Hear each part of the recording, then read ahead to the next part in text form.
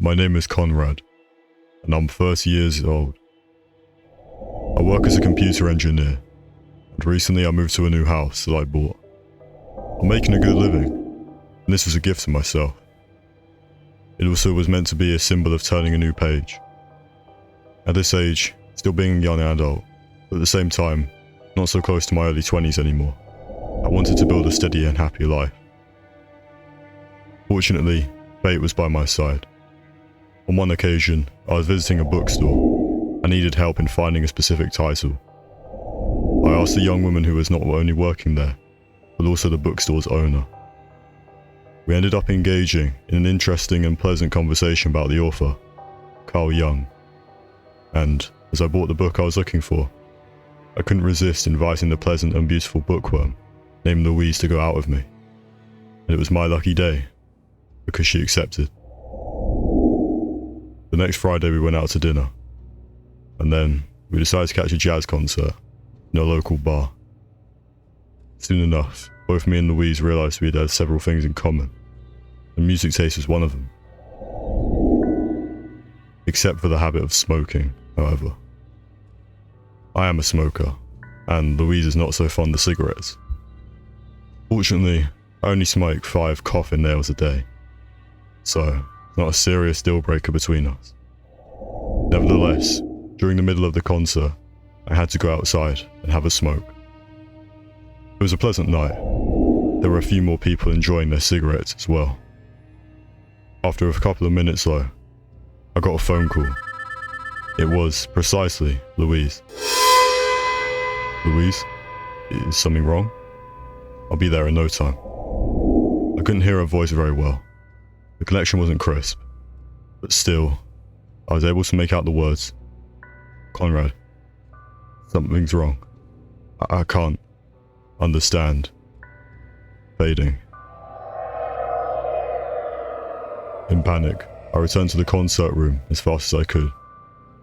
I guess I was more surprised to see Louise smiling and looking perfectly fine, than if I had to face the opposite. Louise? Are you alright? I asked. Yeah. Why'd you ask? What do I ask? What was that call for? A prank? I insisted. What call? What prank? You're not making any sense, she answered. I received a call from your phone. I heard your voice saying some vague words. That something was wrong, and other cryptic messages, I said, as I showed her my phone's data, proving that I was telling the truth, and that I had just received a call from her. Louise's eyes also proved that she was telling the truth. She was livid, but appeared to be confused, and even scared. Conrad, I honestly don't know what's going on. The fact is, I didn't even bring my cell phone. Once I gave you my address, and you picked me up, I figured there was no point in bringing my phone with me. I try not to depend too much on those things, and since we were going out to dinner, and to a music concert, Louise explained. When the concert finished, I drove Louise back to her home. She insisted that I should come in with her, only to see through my own eyes that she was telling the truth. And so she was. Louise even allowed me to go inside her house before her. She even instructed me where the light switches were. When we got into the living room, I was able to confirm. Her cell phone was placed on a coffee table. Well, that was weird, I said. Definitely. Please have a seat, Conrad. Let's have a drink to relax. Don't think too much about that. Guess some things in life are just beyond explanation, Louise said, as I sat on the couch, waiting for her to bring us a couple of whiskies. She sat by my side, and after we finished our drinks, we kissed, and ended up making out on the couch. I guess that phantom call wasn't that bad after all, I thought to myself. Louise was now my girlfriend, and we were spending a lot of time together, including weekends in each other's houses. On one of those occasions, we were in my place, sleeping together. I woke up, and it was 3 a.m. I noticed that Louise was not lying there, next to me. I figured she was in the bathroom. I had to go myself, and there are 2 different bathrooms in my house, but I decided to wait for her but Louise wasn't coming, even after 20 minutes of waiting. A little bit worried, I got out of bed and went to search for her. Eventually, I found her, sitting on the couch in her living room, in the dark. "Louise, what's wrong?" I asked her as I sat next to her. I decided not to switch on the lights. "I don't know, Conrad. I had this strange dream. Felt the need to get out of bed and come here, to think."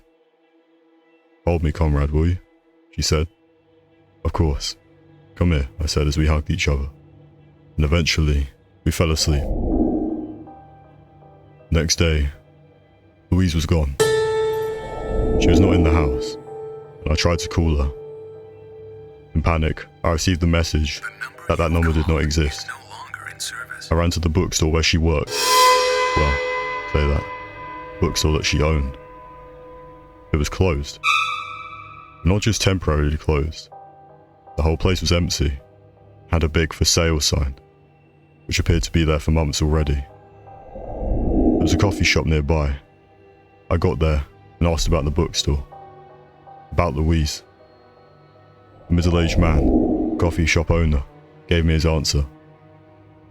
Yes, there was a bookstore here. We knew the owner, indeed, Louise Williams. Really nice young lady. But unfortunately, she was murdered a couple of years ago. I think her older sister inherited the space that was Louise's bookstore. But obviously, the sister wants to sell the property. So far, she's still waiting for a buyer. Are you an old friend of Louise, young man? When I heard these words, I almost fainted. But yes, no, thank you, but I have to go, I said, as I ran away from the coffee shop. I was now looking at the empty shop that was supposed to be Louise's bookstore, who died 2 years ago, but at the same time, had been with me the night before. Until this day, I don't know what happened. I'm tired of making myself crazy about it. I guess some things in life are just beyond explanation. But I still miss Louise though.